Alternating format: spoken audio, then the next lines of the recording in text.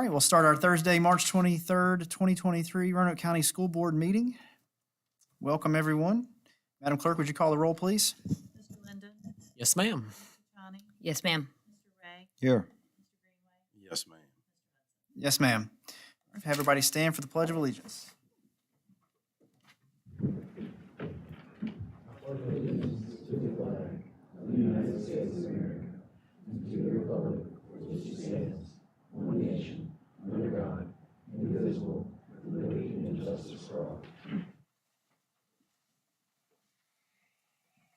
All right, 2.01, announcement of changes to the agenda. All right, 2.02, approval of agenda as Make it a motion to stands. approve the agenda as submitted? Second it? Madam Clerk? Mr. Linden? Yes, ma'am. Mr. Chani? Yes, ma'am. Mr. Ray? Yes, ma'am. Mr. Greenway? Yes, ma'am. Yes, ma'am. All right, item 3.01, hearing of citizens and delegations. Ms. Courtney Cutright. I believe Courtney already knows the rules, so I don't have to read those out. Yeah, I think I have them down. Good afternoon. Good to see everybody again. Don't have a lot of new information to share, but just wanted to put this out there because you know you don't get what you don't ask for. You guys have had to make some tough decisions in recent weeks regarding capital projects. Don't envy your positions a bit. I do appreciate your caution to take on too much debt, which could cut into funds needed for compensation and benefits, which is your biggest expense. We've seen the salary study and its recommendation to provide 7 to 11% increases, which is a step in the right direction. Unfortunately, I'm worried it won't be enough when surrounding districts also give 5 to 7% increases once the state's budget's finalized. I know your hands are tied, so to speak, because you lack the ability to generate revenue. Your counterparts on the Board of Supervisors want to cut taxes. And the state revenue you receive is formula-based and also out of your control. I wish I had the answers as to where you could find the funds you need. Unfortunately, I don't have those. But what I do know is that by my count, there are at least 65 employees so far who are retiring or resigning at the end of this school year. I fully expect that number will grow as we see budgets and pay scales that our neighbors adopt. So let me put this into perspective for you. A special education teacher with 5 years of experience can go to Botetourt County, work 30 minutes less a day, and earn $2,600 more a year. A high school teacher with 16 years of service can leave Roanoke County and go to the city and make $8,600 more a year. Money might not be everything, but survey after survey has shown that this is a top concern among your Roanoke County school staff. Those differences in pay are huge, especially for single income educators or couples who may both be in education. Those extra earnings might be the difference in needing a second job to supplement their full-time salary, affording their families opportunities to take vacations or pay for college expenses, or simply to absorb the rising expenses that we're all seeing due to inflation. Further, you have experienced educators who are willing to go elsewhere to work for their last 3 years for higher earnings before retirement because of the impact that has on the monthly amount that they'll be able to draw when they do retire. So people, human capital, it's your greatest asset while also your greatest cost. In order to provide a top-notch education for our county's students, you must do everything in your power to attract and retain the most qualified staff. I believe there is a direct correlation between staff working conditions and student learning outcomes. Desirable staff working conditions start with competitive salaries. Thank you. Thank you, Courtney. All right, moving on to 4, consent agenda. These are items that we have discussed in previous meetings. Do I have a motion to accept the consent agenda? Mr. Chairman, I move that we accept consent agenda. Second? Madam Clerk? Mr. Linden? Yes, ma'am. Mr. Chani? Yes, ma'am. Mr. Ray? Yes, ma'am. Mr. Greenway? Yes, ma'am. Mr. Hudson? Yes, ma'am. All right, 5.01, RCPS pay plan, Mr. Jim Bradshaw.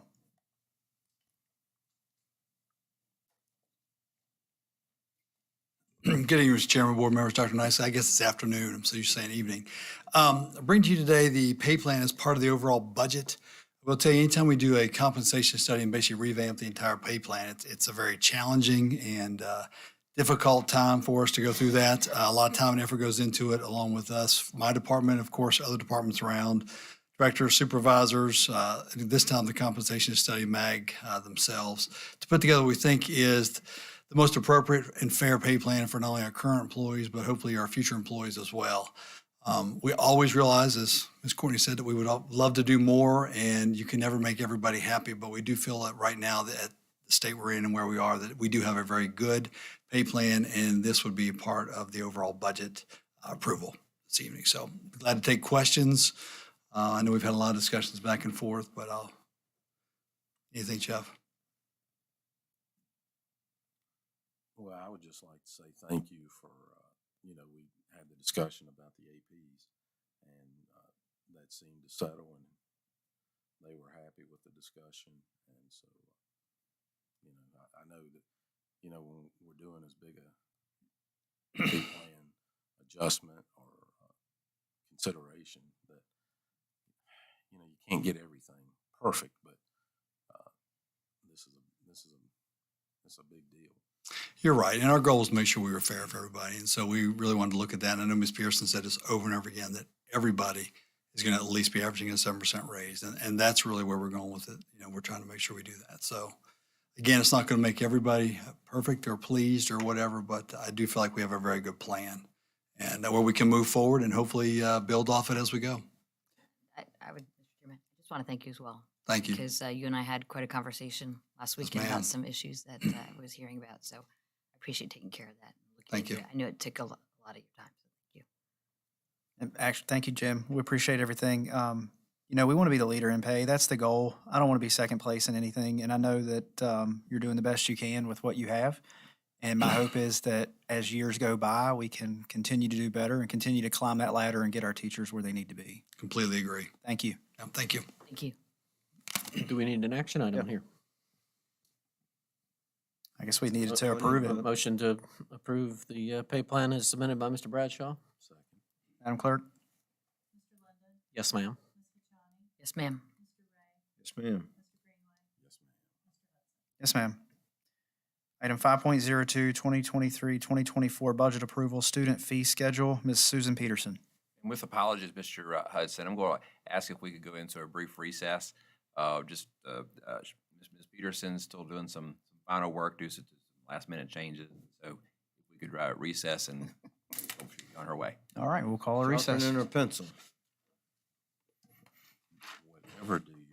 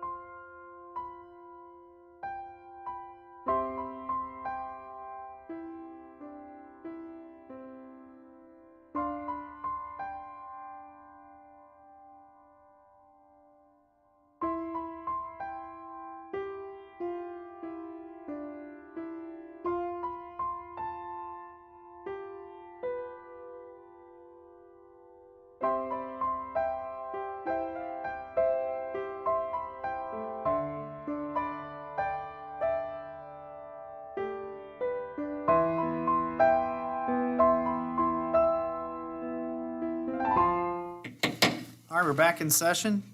So 2023-2024 budget approval, student fee schedule, Ms. Susan Peterson. Thank you, Mr. Chairman, members of the board. I'm glad to be here today to present various aspects of our budget for the fiscal year 2023-2024. Mr. Bradshaw has already shared with you the pay plan, which will feed into the budget this year. But also, we've got the student fees are the next thing I usually like to get approved.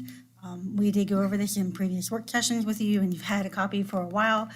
So the fees are up on board docs, and we will, as per the Code of Virginia, we do have to adopt these as part of our policy. And so when the next round of policies do come forth, this adjusted schedule will be included in that policy. I do want to make it very loud and clear. If you qualify for a free and reduced lunch or other economic factor, we will waive any fee. So if you want to, I'm not going to say a whole lot about the student fees. They are what they are. So if you want to. Mr. Chairman, if I could just make one comment, and thank you again for all your hard work. One of the things that's listed on there is dual enrollment fees. That's, of course, where students in high school are taking courses through Virginia Western. It says to be determined because we don't add anything on to that. That's strictly depends on whatever tuition Virginia Western charges, and that just gets passed through. So that's not an additional fee from Roanoke County Schools by any means. And I wanted to clarify that. There's one thing I would like for us to look at next year, and that is the non-resident employee for our own employees. Just kind of find it a little silly that we charge our own employees, if they're working here and they don't live in the county, a fee. I think teaching for us should cover that fee. So something we need to look at next year. We'll just kind of jot that down, and I'll remind everybody, but that's something I'd like to see go away for our employees next year. Thank you for your work. Thank you. Yeah, we can take a look at that next year. Does anybody have anything else on that? Need a motion to accept that? So moved. Second. Madam Clerk, the roll, please. Mr. Linden? Yes, ma'am. Ms. Najani? Yes, ma'am. Mr. Ray? Yes, ma'am. Mr. Greenwood? Yes, ma'am. Mr. Hudson? Yes, ma'am. 2023-2024 budget approval, health, dental, and vision insurance benefits. Ms. Susan Peterson. As part of the budget, we also take a look at our health insurance, dental insurance, and vision insurance plans. We come up with the premiums. We look at the plan design. I went into depth on all of these aspects with you at a prior work session. And the information is on the finance website for anyone who wants to go back and look at it again. I will not beleaguer. We have had no changes to the plans or to the rates this year for any of these. So the rates as they stand will populate into the budget.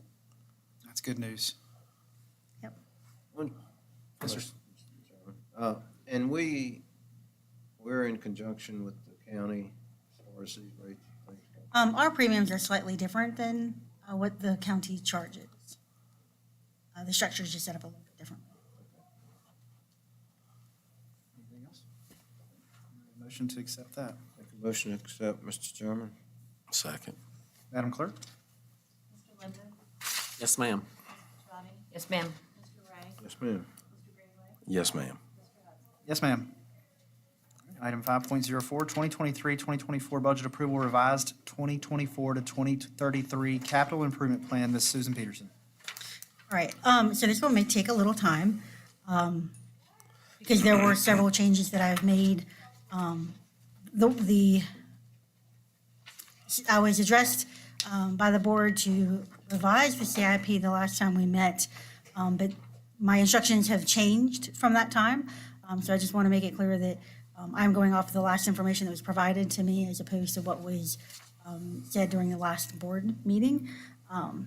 So the plan that you have in front of you, we have changed the funding sources to agree with the MOE as it has been proposed by the county. This will change the allocations for future bonds in fiscal year 24 to 25 million, in fiscal year 25 to 55 million, and in fiscal year 26 to 58 million. I just want to be clear. I know that there is discussion about how these allocations of bonding will be paid for. The plan is indicating the allocation, not how it's going to be funded between the counties and the schools. So this is just the allocation that the county has approved. In addition, I added the $2 million of cash that they agreed to transfer for the elementary schools. Wasn't that sweet? So, All right, so to be clear, we are putting Burton back at the top of the list. And we'll talk more about the funding piece of that later. that is correct. I was going over the funding piece and then I was going to go back over the projects. Yes, ma'am. Are there any questions on the funding piece? How I added back the information as we knew from the county. So you just added back what they were graciously giving us. I did. Okay. And again, I don't know that, I would reiterate that I do not consider us putting the allocations on here that what we did, any agreement or non-agreement as to who's going to pay for what and how they're going to pay it. So this assumes us borrowing 21 million again. It assumes another 21 million being borrowed, as far as how. You don't know who would be paid. borrowing. If that be the case, are you not including the servicing of the debt in? We have included half of the servicing of the debt in the budget presentation I will share in the next agenda item. So at this point, since we're considering this, can you tell us what our portion of the servicing of that debt will be?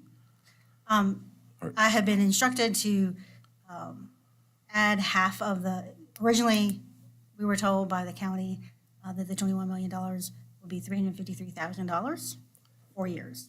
So that, And so we added half of that in. so 175. So that's a lot different than the 1.4 that we were being told. It adds up to 1.4 over 4 years. So that's where I think we need a little explaining. So initially, what the county had advised is if we set aside $1.4 million, we can get this debt. We would not need all of the debt for several years. And in fact, we would have an extra year after we get the debt to start making repayments on it. And so what we could do is take that payment of $1.4 million, divide it by 4 years, and we can add an incremental new amount to the funding pot of $353,000 for 4 years, and that would build us up to setting aside that $1.4 million. And currently, I have been asked to put half of this into the pot as we are still discussing funding options with the county. All right, and I hate to be so generic, and maybe y'all understand this, but I'm assuming you don't because we just sat here and had those discussions. And I'm not trying to, I know you're just coming to the table, but I think you understand the 1.4, at least in principle. So does that include the debt we have now? So no, so this is 1.4 of new debt to the school operating budget out of the education fund. All right, and please, and you can do this finance for dummies because I'm that guy. Can you explain the 1.4 breakdown, please? So if you take 1.4 and divide it by 4, Okay, that gives you 353,000. 353. So this year we would set aside 353,000, and that is permanently in our budget set aside, kind of like what we do with everything else. Next year we would add 353 to that, and so you would have, I don't do math quickly on the top of my brain, but you have 353 times 2 set aside going forward. So year 3 you would add one more 353, so you would have 3 times 353 in your budget going forward. And then in year 4, you would have fully funded the amount of annual payments needed to carry the debt. So you're saying we're paying for that, again, sorry if I'm misunderstanding. You're saying we're paying in 4 years for that $21 million? Well, we'll be paying for much longer because we'll have that transfer set aside, but we'll be building in that operating transfer over a 4-year period so that it is not a one-time shock to the system, if you will. So Cheryl, does that make, Oh, yeah, it makes sense to me. so it's not $50,000 a year? I agree with you on that. It's just how it's actualized in terms of the length of the loan is what I'm. Yeah, but it's not. But still, the bottom it's line is $1.4 million. $353,000 But 1.4, divided by 2 So could bet- get us to the 21, so it's 172 apiece that we'd have to put in each for the next 4 years to get us to. that's not what I'm hearing. Am I missing that? Because you said 1.4 million. That's our piece. Well, No, that's the that's what it 21. costs to fund $21 million. It's to fund the period. 21. So it's Right, half. right. So we're only gonna have 700 of that? Well, I think discussions that have been had are that the county would fund half of that and we would fund half of You're it. saying if they will agree to this. Right. So otherwise, it's let's be honest with everybody. It's 1.4 million out of operating budget that we would Over be the next 4 paying if years. they don't agree to that. And they've said, trust us a few times. So I just want to make sure that if and we can agree to it, and whatever, but it's 1.4 million. It's not 50,000 a year that he told you. So, No, that's not what I was saying, but I understand, 1.4. okay. Over 4 years, divided by 2, it's 172. Then after the 4 years, does it drop off? No, it's in the budget as a transfer to the county to It pay just the doesn't debt. increase anymore. Right. There you go. So year one is 1.4. No, No, 353. Year 2 is 706. Year 3 would be 1,056. So it's only 353 to us this year Correct. on the 21 million. That's for Correct. everything. So the 1.4 is when we get to the fourth year. Fourth year. Correct. And Build then up it's to the 1.4 every year Correct. from there. Mr. Chairman, just a clarifying question, I don't know if this will help or not. So, so once we get to the 1.4, obviously, okay, then that's built in our budget as far as repayment. Any idea off the top of your head, nobody's put you on the spot, so that would be carried forward at like a 20-year note or 30-year? I'm not sure if she's looking at 20 or 30 because she's taking a look at, they typically only do 20-year notes. But I think in interest of trying to get the best bang for our buck and get things done, I think she is looking at options for 30 year notes in certain cases. I'm not sure if this is one she would look at for the 20 or and Susan, Mr. Chairman, we do have a note that's going to expire 2029. Well, Oh, no? We do. possibly. We have a note that will expire in 2029. However, if we agree to this funding arrangement, we have agreed to leave that in the pot for future debt to cover the part of this debt. The county did the same thing. They had, I think, 1.2 million set aside for projects that they self-funded 100%. And so they're going to do the same if we come to an agreement with this MOU. So that will not come back to us with this additional funding going out there. Okay. So 353, second year double, third year triple. Then we're at 1.4 from there on out for whatever length of years. So we're taking half of that, we're hoping, right? And that's where the step that we talked about would pay. So 175, and if you don't do the 30 to 35, would pay for that. Is that the only debt we would have in that 21 million, I'm assuming? Understand your question? Well, is there anything else in this financing agreement that we would agree to that we would be responsible for? Assuming not. Well, we're currently adding we have a line item, and every year we add the 300,000 to get to the 17 plan, right? Go into this scenario, next year it will be 550. Incremental new revenue every year going forward. From the 300. So it's gonna be $1.2 million of new, let's see, 250. It gets confusing, but, It does. so it's gonna be roughly 750 to $1 million. What- Well, you got It's- seven. It's 550 plus the 353. Yeah, right, so 900, yeah, right. Okay, so we're gonna, just keep in mind, we're gonna continually increase that. Okay, Mr. Chairman, just one more point of clarification to make sure everybody's hearing the same thing. So that, to get to the 550 increase from our current 300,000 that we, increase every year for the current debt service, 1717. When it increases to 550 in 2015, that's assuming that we enter into the MOU, because that also includes that extra $63 million that was offered. So I just want to clarify that 550, my understanding, is not just to go to the 2020. It also includes the extra $63 million that was offered to be borrowed. Make sense? We're paying for part of that, that's what you mean? Yes, sir. Yeah, right, right. Unfortunately, it's not a $21 million project. So you get 63 plus. They're not fully funding it, but yeah, I got you. Does anybody have anything else?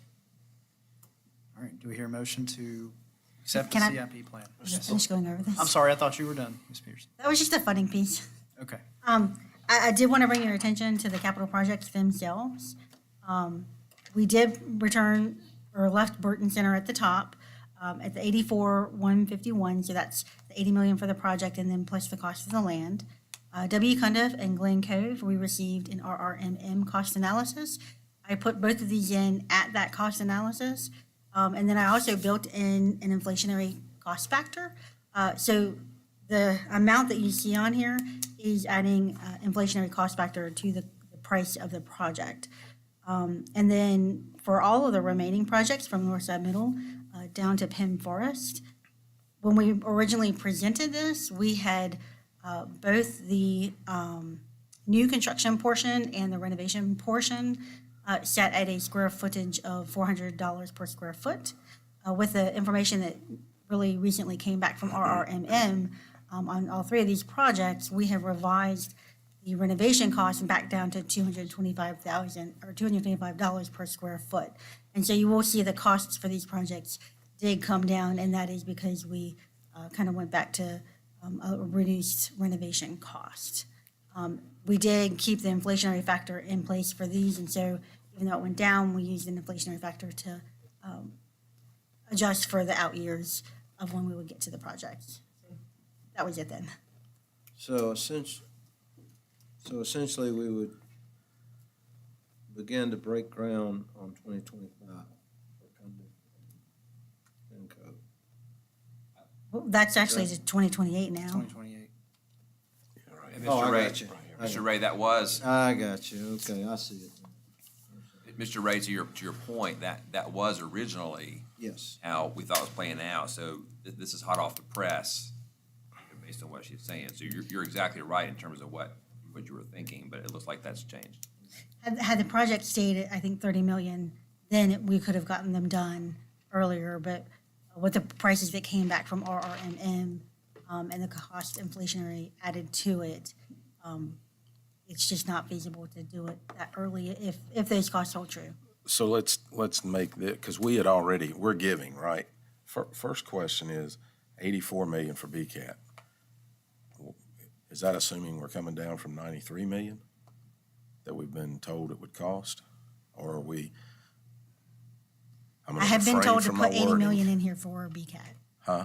I had been told to put 80 million in here for BCAT. Okay, and that's And then what, the- so we've came down, we're giving from 93 million, we're gonna try and make it an $80 million project.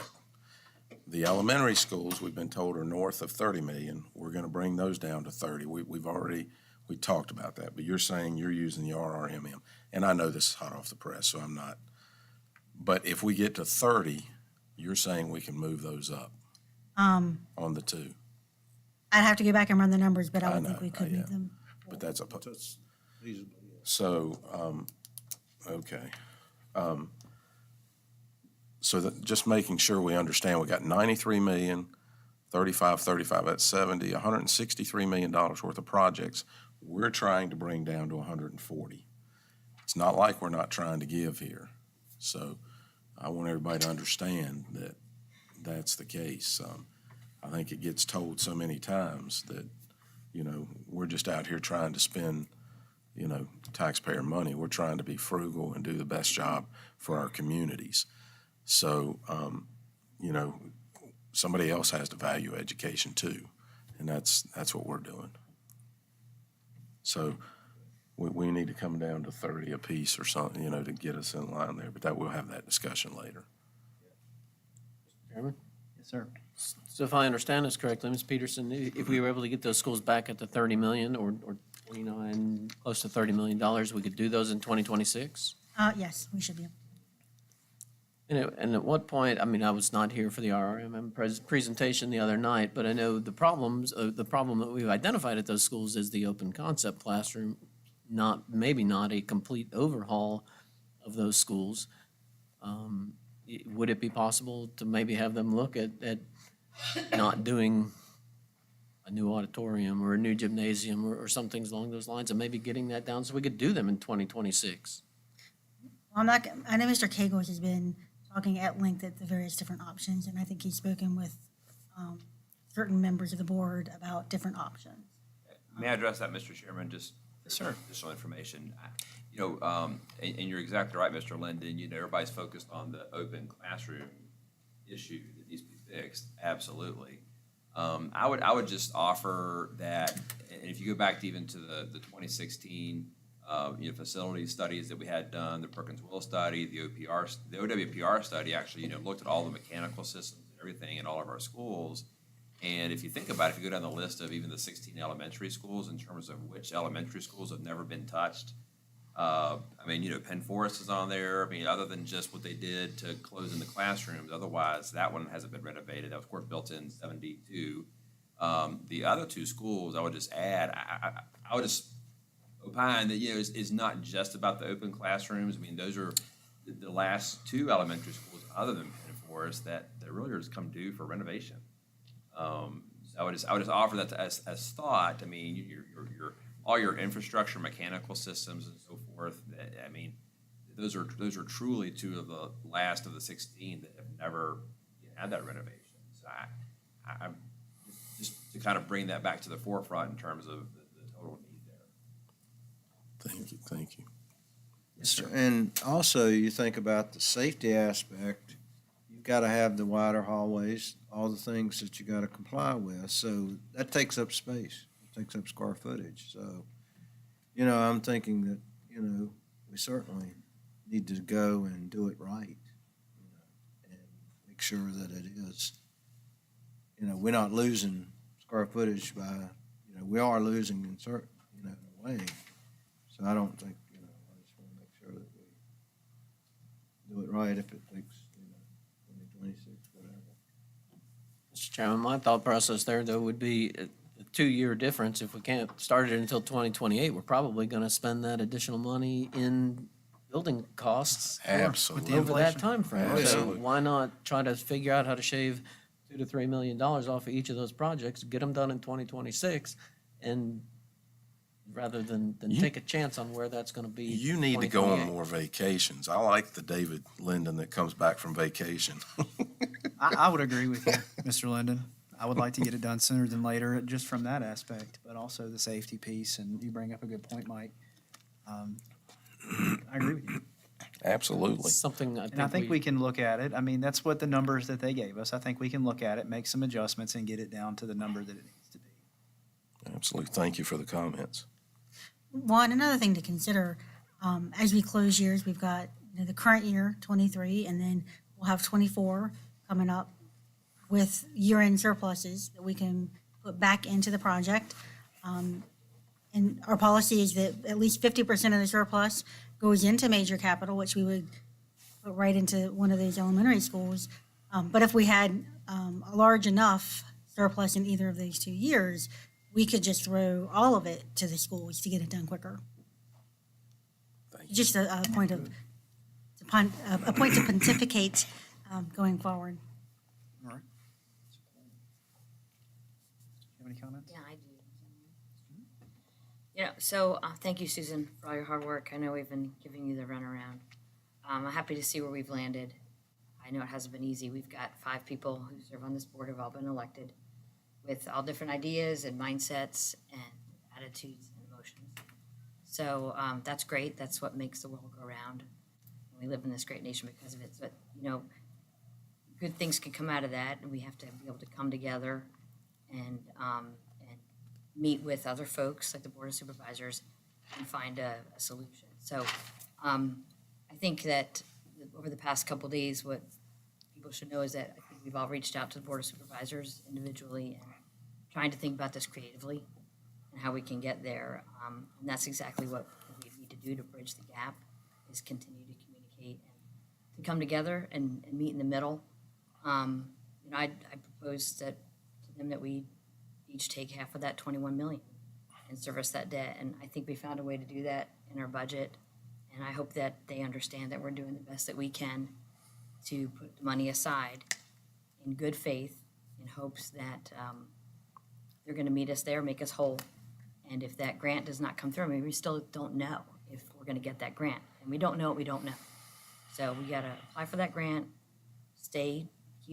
toe the line, keep going strong, and hope that we can get there. I do think that as a board, we need to think positively, and more importantly, to stop the negative comments. If we could do that. It's not helpful, it's hurtful, and it's counterproductive. It's easy to point the finger, right? And it's easy to get emotional, but right now we need to stay reasonable and we need to be rational, and we can do hard things. You ready, Mr. Chairman? Well, one more thing. I just want to make it clear what Ms. Fashani just put out there. We both, our counterparts on the Board of Supervisors, we serve the same citizens. And I think that sometimes we can have different visions or different focuses. And at the end of the day, these things do get heated. Honestly, it's not personal. It's just we're all passionate. There's no way that I would be sitting in this seat if I wasn't passionate about every child in Roanoke County Schools and every person that works here. So things do get heated and comments are made in the heat of the moment. And my hope is that we can bridge the gap and they are willing to meet us in the middle and get this done for our children. Because personally, I don't need my name on a plaque. I don't need credit for anything. I just want what's right for our kids. That's why I'm here. That's the only reason I'm here. So hopefully they're willing to work with us and meet us in the middle on this. So. Mr. Chairman, can I add one thing? This is for you, Tim. In the words of Ted Lasso, I believe in hope. I believe and believe. So we're going to stick to that motto. We got to trust, Let's right? get there. Let's Somebody get there. said, let me just say this, Okay. because that's a good point. I don't have Somebody Apple TV. said in June and You need July, Apple TV. somebody said in the June or July work session of last year, let's trust them. And that's all I'm going to say. We're good. We're good. I'm not saying anymore. We're not going to bring any more And not- negativity. Taking up too much time. No. Go ahead. Positive mindset. Mike, would you like to make a Yes, motion? I would. Mr. Chairman, I'd like to move approval of item 5.04 of the revision of the 2033 capital improvement plan as presented. Mr. Chairman, before we second and before we approve this, I thought he was going to make comments. Well, I will make comments if you want me to. Or you want to do that? No, when you go vote? ahead. Well, so I'd like to have, I'm not going to have anything big. I'm not going to insult anybody, but, well, maybe a little bit. But, you know, this is a tough process, and we do all have different opinions, right? And I think, Mr. Hudson, you said it well. I mean, you speak eloquently, and that was very well said. But, you know, we have communities, and we're in that donut, we've talked about that, right? Where it's not as easy. We'd love to say, well, we'll close this school or we'll close that school and then bus them 30 or 45 extra minutes. Some of this is not feasible. The comment was made to me yesterday, well, why don't you bus some of those kids to Mount Pleasant? You know, I don't see that as a feasible option to add 30 minutes each way to their day. I just don't think that's productive to, you know, if we were down in numbers radically, that's one thing. But, you know, and if we continue to decline and we don't add jobs to bring more kids in, then, you know, maybe that's a difficult discussion for another day. But right now, I don't think we're at that point. I would just say that, you know, we have had instructive discussions with our counterparts, and we've, you know, obviously, I've put it out there, you know, some comments, and I stand by those. There's no, you know, I'm not going to backtrack. Those are the truth. That's, you know, I try to always tell the truth so I don't have to remember what I said. So, you know, we're not perfect, and we get we get upset about this stuff, and I'll continue to fight for Vinton every step of the way, but I like to think I fight for Roanoke County and the other areas as well. There are schools on here, and three of them, the first four are in the Catawba District. Northside Middle, Glenver Elementary, which I've been in, and you got to walk through classes to get to classes.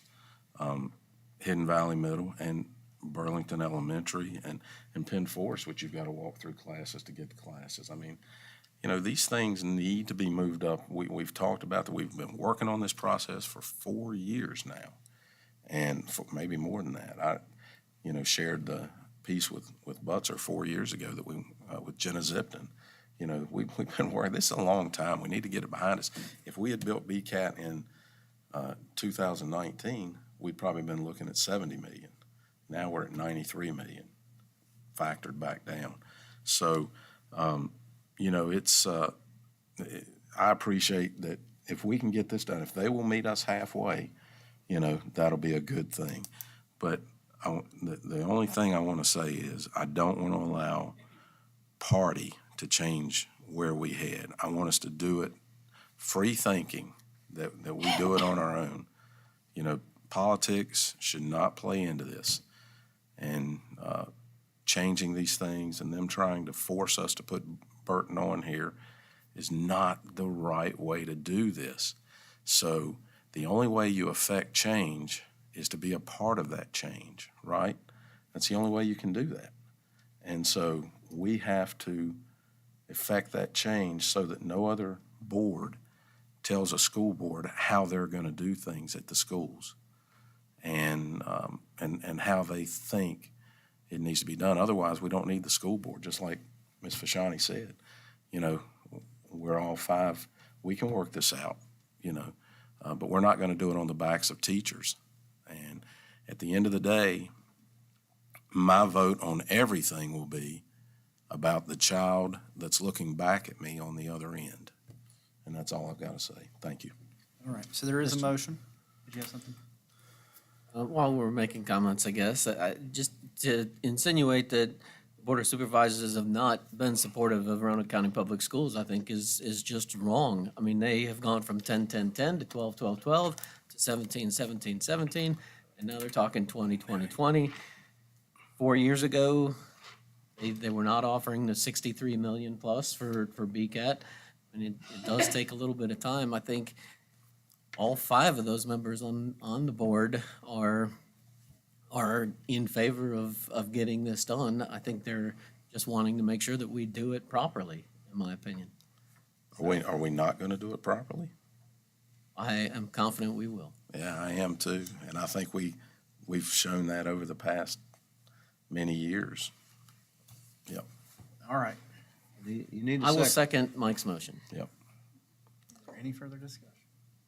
No, sir. Madam Clerk, would you call the roll, please? And just to be clear, this is putting Burton first, so everybody knows that's out there listening. Go ahead. Mr. Lincoln? Yes, ma'am. Ms. Fashani? Yes, ma'am. Mr. Ray? Yes, ma'am. Mr. Greenway?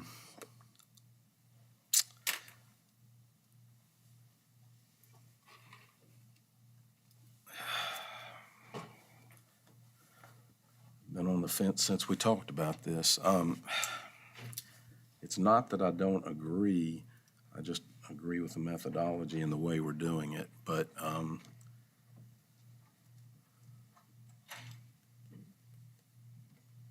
going to trust you. I'm not going to trust the others.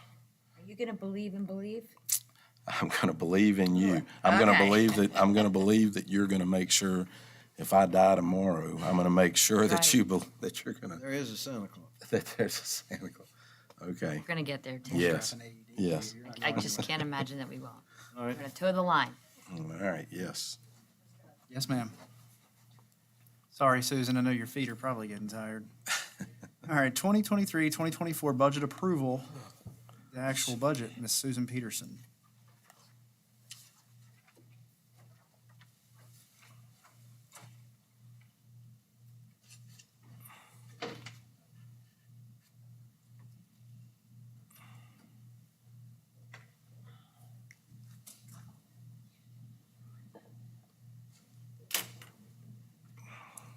well, hot off the presses. While Ms. York is handing those out, we'll go ahead and get started. What I have before you is the proposed superintendent's budget for the 2023-2024 annual year. We'll go over budget priorities first, and then kind of touch base on what that looks like with each of the grants themselves. So kind of what I've shared with y'all in the past, I've shared this list of department requests. The way that this is set up, we do have a funded column, an unfunded column, and a total column for the general fund. And I know we've talked about each of these, but what has been funded and what is not being funded has shifted slightly. I think you are all aware and received correspondence and had discussions with Dr. Nicely, but I do want to touch base on all of this. And Dr. Nicely, please jump in wherever you desire. So there have been a few changes with the revenue. That is now $18,662,006. There were some tweaks down, some tweaks up. We've added some interest in there for $25,000. We had some other small reductions, cleaning up some of the state money that we got. So that's the amount that we have to work with when we look at our expenditures. On the human resources side, we do have the teacher scale beginning at $45,000 with the 30 steps built in. We did not increase that to 35 or any other beginning salary range at this point in time. We have the related non-teacher scale included. That number did come down slightly. Keep in mind, every time I go through these, I try and find more savings. So I rerun numbers, get the most current and most accurate item from the Human Resources Department. The athletic stipends did not change. They are the same. And then the academic stipends are as presented before. We have one new item we added to the list. This is the hard-to-fill stipend for the special education teachers. We began this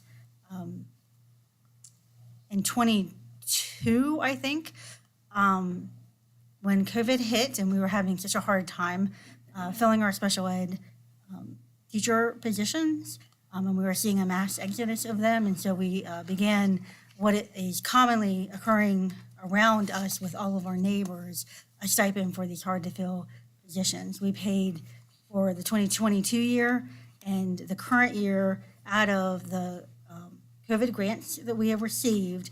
We have finally hit that fiscal cliff.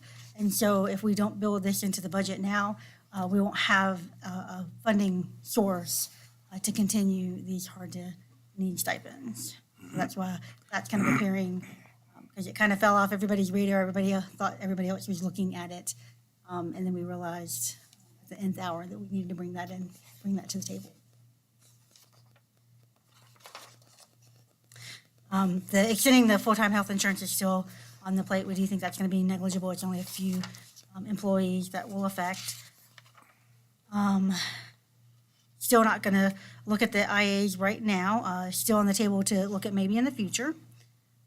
We do have the overnight curricular-related stipend in here, and it has been reduced to $4,000 from $5,000. The employee extended work plan was reduced. After we met last time, we were aware of 2 more retirements that changed how much we needed, and so we were unable to release as much to ensure that we covered that program.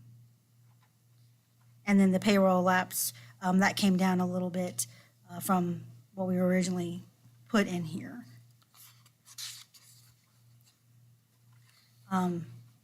Moving into administration, fully funding the athletic allotments. No. I don't have the total amount correct on here, do I? No, you have the right amount, but just that is an area that we had to cut in order to, get to the balanced budget. And so that's a significantly lower amount than what we had last week. Right, I guess my point is I just don't have anything in the unfunded, and there is unfunded amounts there. And then we reduced the copy paper costs. Again, this is money going towards the elementary schools to help them out. Just to be clear, and I know the board understands this, you know, those reductions from last week, that's not a budget reduction, that's just a reduction in the increase that, you know, we were trying to do. So no budgets were cut in that area, it's just the additional increases that we would like to have done, that's where we had to pare back.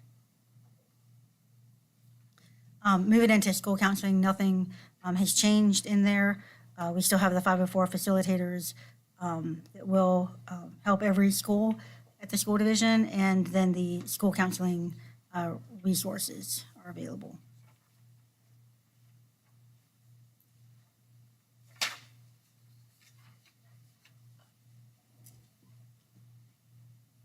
Sorry, I'm trying to get my PowerPoint to work right. Moving into the special ed and people personnel services, the only thing that was moved over to the unfunded column was the MANT training that they provide. They currently are providing that now, but it is a strain on the budget for that department. Elementary instruction, I guess Ms. Hogan was asked to go back and sharpen her pencil a little bit, and so she found some savings and recalculated the summer school, and so that cost came down tremendously. I don't foresee that there is any change in the services being offered. I think she just sharpened her pencils, and we were able to cut a little bit there. The art allotment was moved over to the unfunded column. So those are the elementary impacts. Moving into secondary instruction, the instrument repairs was moved over, but the other items will stay on the list. In assessment and research, the additional gifted specialist is not going to be able to be put in place this year, but I'm sure it will remain on the table for next year. And then moving into CTE, the work-based learning coordinator has moved into the unfunded. And I think currently we have a retiree working in that role, and so it is my assumption and guess that probably can continue until we can open up the part-time position. The other allotments and amounts for CTE were reduced. We didn't leave the National Navy Defense Corps because that is a new program. So they didn't have, they're kind of starting from scratch. And so, in 2023, this is their first year, and they're seeing a need to have some additional costs allocated to them. Moving into facilities. In the facilities, the electric, natural gas, and the custodial contract will remain as requested. So they will get 1.6 million. Moving into maintenance, we had reduced some of their costs a little bit. The 2 general maintenance employees were moved to the unfunded to be looked at a later date. And then some of the various building material costs, the LED lights, fire extinguisher expense, and fire code compliance. All of these were really represented kind of a CPI increase in their department. So we hope to do more, wish we could do more, but that's where we landed with that. And when I say we, I don't mean me. I mean the school division. Just want to make that clear. Transportation. So again, some of these were reduced just to ensure that we could take care of other items on the list. The 2 administrative assistants and then the bus flight attendants will not be put into place this year. And then some of the inflationary costs were reduced a little bit.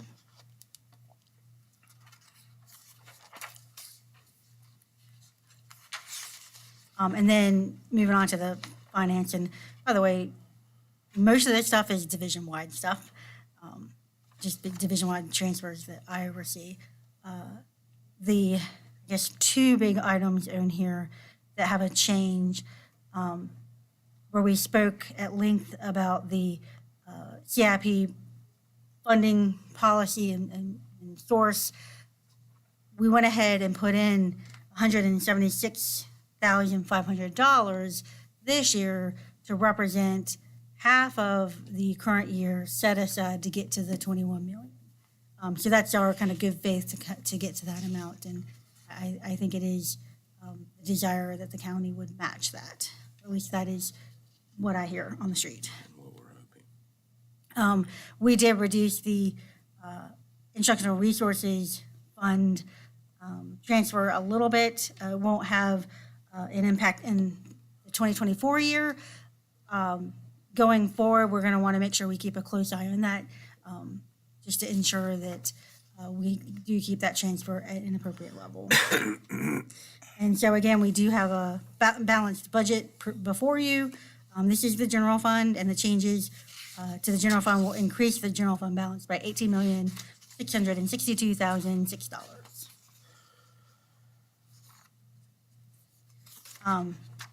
Just really quick, this is what the revenues will look like when you sum them up. The state revenues are 102.7, almost 0.8 million. Local revenues, 88.4 million. Federal revenues, just under $1 million. Other revenues, 587.4, and then transfers, $459,205.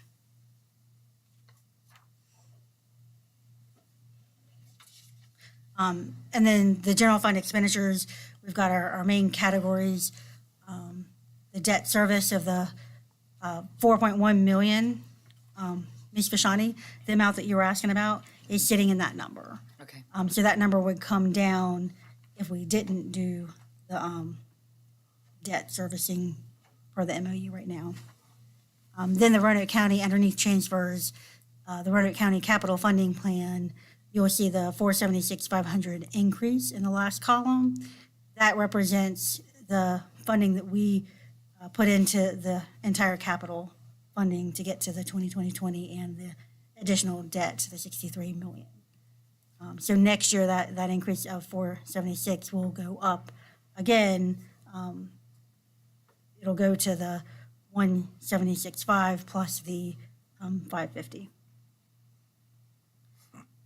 We've got shared services with the county, and that went up by 62,000, and so that's reflected in here. We were able to shift funds around to cover that. The fleet transfer, instructional resources transfer, tech replacement fund transfer, all of that is built in here.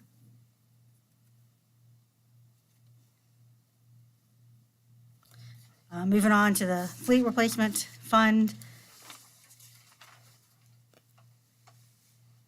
You can just see the revenues for this fund will be about 2 million and expenditures 2.3 million. If you recall, we set up the fleet replacement fund, and the next several funds that rely on a replacement plan for times like this where we can rely on carryover balance to make up that differential in revenue when we need it. So the total appropriation request will be the 2.3 million, how much we will spend. Following that is the fleet replacement plan. This is as was presented to you in January. There are no changes here. Instructional resources fund. So we've got the 2.1 million revenue and 2.5 million expenditures. This was changed. Originally, we had a transfer coming in. It was, I think, 50,000 higher. Like I said, it was not going to impact us because we do have a beginning balance that we can use. And so if you go to page 13, you'll see the transfer from the general fund did go down. And at the bottom line, you'll see the ending fund balance. All of those numbers are still in the positive, and so that proves that we could take the 50,000 away and still be where we want to be. But I'll say planning to have only a $40,000 ending balance carryover, or 11,000 is pretty tight. Moving on to the tech replacement fund. If you recall, I recommended earlier, we had originally set this fund up to receive the state revenues and federal revenues. However, it has come to our attention just based on the cash flow. Some of these revenues, like the infrastructure and operations per pupil, we don't even start getting a dime of that until January. So we go 6 months before we even see a penny of that. But yet, we pay for 90% of this budget in July. So it made better sense to go ahead and receipt all of these revenues in the general fund and increase our transfer so that on day one, this fund would have the cash in it to pay for all these purchases. Then you have your expenditures, and so they went up slightly. And they're based on page 16, our tech replacement plan. Mr. Terry does a really good job of keeping up with, everything. This is anything that you could touch in the school division, right, with the tech replacement plan. So, again, the only thing that changed was collapsing these revenues. Moving into our special revenue funds. So these are funds that they're set up for a specific purpose for receiving revenue. Grant fund, we receive all of our state and local grants in this fund, and we spend it at the end of every year. It is our expectation that this will be zero balance because I'm going to say probably 99% of our grants are reimbursement basis. And we are looking to have a reduction of $244,000 in these grants. We do keep a contingency in here in order to cover any new grants that may come along. I won't beleaguer this, but this is really just for your information. The next 3 slides detail what each of these grants in the grant fund are and the amount that was received in 2023 and 2024. I won't beleaguer those. Moving on to page 22 is our nutrition fund. They're looking at a $1.4 million increase. You can see a lot of that is in the federal reimbursement. We did move to having several schools on the community eligibility program this year, and I think that's been really successful for those schools and been really helpful for their students. And then their expenditures are in here. And all of the salary compensation study is reflected in here. As you recall, back in January, I presented the nutrition equipment replacement plan.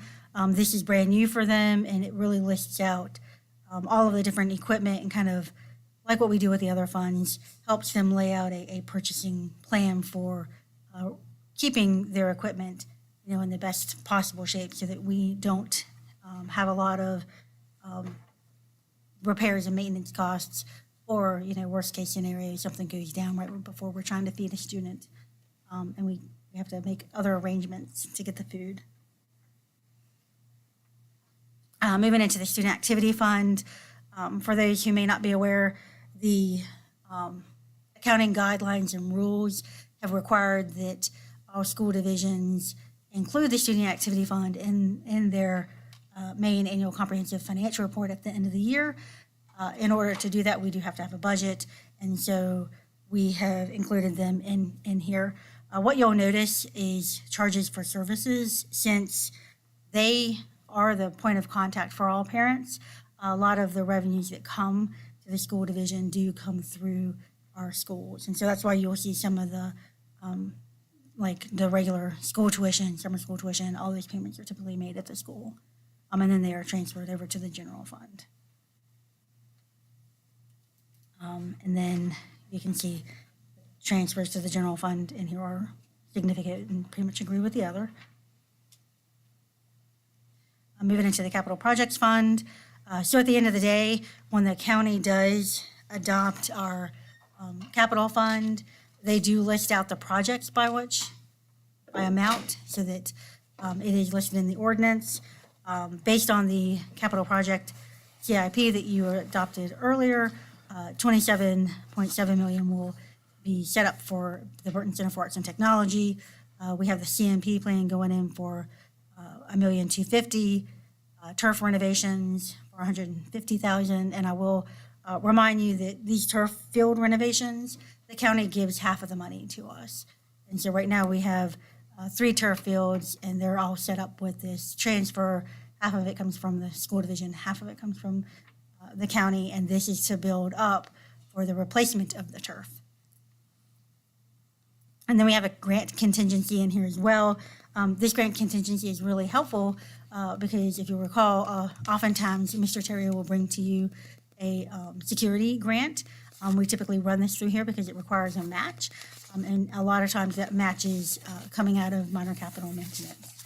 I mean, it is a security type of, a grant type project. The CMP is listed here, so you can take a look at what is planned to be set up next year. We'll have digital signs, fire repair panels, HVAC projects, parking lot projects, roofing projects, and scoreboards. And I will say the parking lot projects are some big projects that Mr. Kegels has set up related to our bus lots that are in dire need. The CIP, I will not beleaguer this. This is what you have adopted earlier. Moving into our proprietary funds, you know, at the work session earlier, we shared the health insurance, the dental insurance, and the, I guess, vision insurance information with you. These are the funds in which all of the monies come to. Since these are half paid by employee premiums and half paid by the school division, we have them set aside in a business type fund, just kind of an accounting thing that we do. And this is the funds that will receive all of these premiums. So we've got the health insurance fund, the dental insurance fund, and the risk management fund. Moving into the fiduciary fund, we have an OPEB trust fund that we set up many years ago. This collects money in a trust to pay for, receive money for, and pay for our health employee, our retirees' health insurance claims after they retire. Several years ago, you know, we have a pension and we have added a large footnote and added liabilities to our financial statements. They've made us do the same thing with the OPEB, and this was a way to minimize that liability, to set up the trust. So I guess the last slide, your favorite slide. Here are the fund totals for the 2023-2024 budget. And I do have a typo, so I apologize for that. The fourth column over that says 2023 final 7/14/22 budget should actually say the 2024 final budget. So the 280,914,139 is the total of all funds that we will request your approval on for next year. And when just on the right-hand side, what you'll see, the county ordinances, they do adopt two different ordinances for our funds. One is an operating ordinance and one is a capital ordinance. So I just break that out so you can see how these ordinances will come down the pike. And if this is approved, we'll go over to the County Board of Supervisors and give a presentation to them on April 11th. Thank you, Susan. Mr. Chairman, I'd like to ask a question here, and I don't know who this is really directed at, but so our revenue sharing agreement, we started out, just like our CIP agreement, we started out at $10 million in 2004. Took us till 2019 to raise that to $12 million. We went from 43% of revenue for our operating budget as a percentage to now we're down to 41%. And I think it has something to do with that 2016 adjustment when the board totally changed over. Do you know what that piece is? And is there an opportunity here? Things aren't getting cheaper, right? We've obviously got teacher cost and everything we do is costing more now. Should we go to them and ask, look, you know, you can't keep squeezing. We've got to be realistic here. Is that to you or is that to Susan? Well, I can speak to that, and Ms. Peterson certainly, welcome to jump in as well. You know, we have had those discussions, because we've expressed those concerns over the past, 3 to 5 years about going back and looking at the revenue sharing agreement. When it changed, I know one of the factors that was added in, this was under, previous administrations, but one of the adjustments that was made was a factor that compares, school enrollment over, compared to overall county population and that kind of thing. So I know when that factor was added in, that was, I think, probably one of the things that sort of caused, the school system to get a smaller percentage. But, I mean, to your point, that is something that in the past several years, there's been, we've had discussions, hey, that we need to look at that again. And I think if we could get to a point where we could pick back up that discussion, I think that would be healthy, just because if nothing else, because there's been different administrations now. Sure. On both sides, since that was changed, a lot of turnover on both boards. So I think it would be, a healthy thing to go back and certainly revisit. Yeah, I don't, if 43% was the number then, it'd be like taking that 10 million from CIP and saying, okay, in 2019, we're going to give you 8 million, right? Doesn't make sense. So I think, and, if I don't know if everybody quite understands that piece, but I think that's something we ought to go back and ask, that they revisit. Because, correct me if I'm wrong, but if we have a retiring population and fewer kids in the school, our percentage is going to keep decreasing, correct? And we're not adding, again, I hate to keep saying this, we're not adding jobs. We're not bringing in young, tech, savvy, those type kids. And that's the reason we need Burton, or BCAT and CTE so badly, right? Is that we want to create and foster that environment to bring businesses here and keep those kids here. So I think it's a good time to go back and ask them to revisit that. And Dr. Nicely, I don't know if that's something you need to talk with Mr. Kaywood and see if we can start those discussions. I mean, is everybody, unless somebody says we shouldn't ask for more revenue as a percentage, it's not, it's just our share. So, thank you. And the formula seems to make a little bit of sense to me. And looking at those numbers, it was $92,000 population in Roanoke County back in 2014, I think, and we had 14,100 students. Now, their population, or Roanoke County's population, has increased by 6,000, and our student Retirees. population has decreased by 800. So, I mean, there are. Are you I making? understand the formula. Are you making their argument or ours? Because what I'm asking. Saying I comprehend the formula. So you're saying that as a retiring community and reducing the kids, it's okay then, I guess. And you might have a point. If we're not going to add jobs, then maybe you might have a point. I guess I still think we ought to have the same percentage of revenue that they started with. But even though I agree with what you're saying, it's not the community I want to live in. But we're not on the board of supervisors, right? So. Well, I think it's Not yet, something, anyway. I think it's That's right. something that maybe we can look at later, but right now, obviously, we have an ask on the table that we still haven't gotten approved, that we're kind of basing all of this on to try to get our infrastructure built. So I think asking for too much at this point might not be good. Well, and I would agree with that, except they had a $12 million surplus last year, at least a $12 million surplus this year. Where's all that money going? Where, I can't comment to that. and we're having rising real estate values. Anyway, I guess we can't solve that, but I think it's worth the discussion. But if we're happy with the money we're getting, then maybe we don't ask. Does anybody have any comments, Mike? Well, I don't know. I don't think we always are not happy with the money we're getting, but, it's always, It's what we want more, but, there again, there are restraints on what we can get and what we can do. Thank goodness we had a formula in place. It started back in '06 or, roughly about that time, and that we didn't have to go back and beg for money like a lot of school boards have to do. So I think we're fortunate in that respect, but there again, we can always have more. So I'd like to.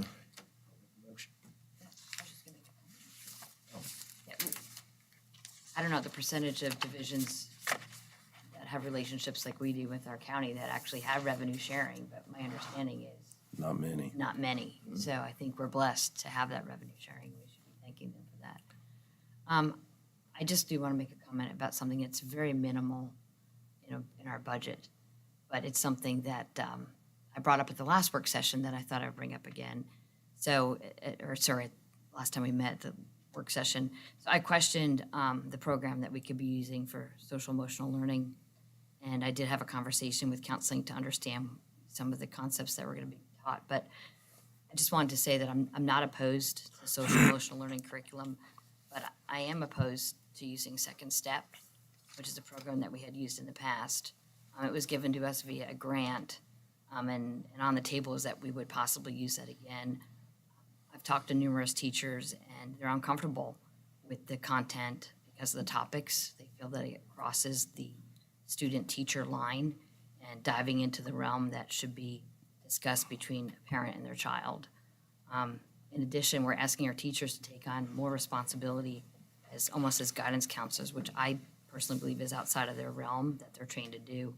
And in a time when we've got instructional training, instructional learning should be prioritized, we're putting money that is tight into a program that just doesn't make sense for me, I think, to pay for 3 units when we're paying for the whole thing. There's other options that we have, and I'd rather take half of that $40,000 that we've put aside and put it into some better reading programs and reading sources. So Orton Gillingham is a program that I've known for a long time. I think a lot of teachers have and reading specialists have looked at.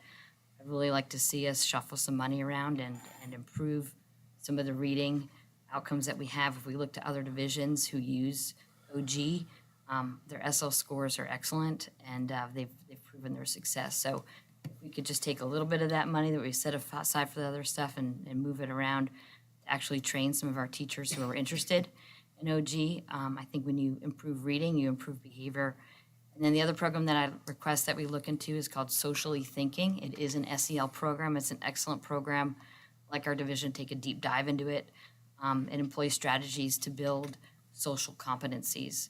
And the socially thinking methodology that they use, it's 25 years of evidence-based strategy to help kids from our early learners all the way up to adults to develop social competencies and flexible thinking. I would really like us to investigate that. If we could, look at that program, you build it out, it's far cheaper. And at the end of the day, I think we have an obligation to our students to provide them with excellence and give them the best tools that they need to meet their individual successes. Thank you. All right. So I'll make some comments and then we'll go for a motion. How does that sound? All right, so I'm a big Burton supporter. Everybody knows that. I've made that very clear, so I'm not going to continue on. We've been here for almost 2 hours. I want to get this done. I want to get it done sooner than later. I just don't want to do it at the expense of our other schools that are in dire need and, frankly, poor condition from what's been reported to me by folks who are a lot more intelligent in building structure than I am. So I think that by us putting Burton at the top, because we know that's what the Board of Supervisors desire, and we've also taken money out of our budget out of good faith and stuck that into the CIP to start this first year to take on half of that 21 million. I guess our ask today is for the Board of Supervisors to meet us in the middle and split that 21 million with us so we can get these 2 elementary schools done at the same time. I hope that they're willing to do that. I would much rather work together with them than us being, bickering back and forth and fighting. Like I said before, we both serve the same constituents, and I think that we both have the same desires, maybe just 2 ways of looking at things. But hopefully after today, they'll look at these numbers that you've presented and see some of the sacrifices that we've made to make this happen today and meet us in the middle. So with that being said, do someone want to make a motion? To make a motion to approve the budget as presented by Ms. Peterson for the year 2023-2024. Second. Madam Clerk, the roll, please. Mr. Linden? Yes, ma'am. Ms. Kachani? Yes, ma'am. Mr. Ray? Yes, ma'am. Mr. Greenway? Yes, ma'am. Mr. Hudson? Yes, ma'am.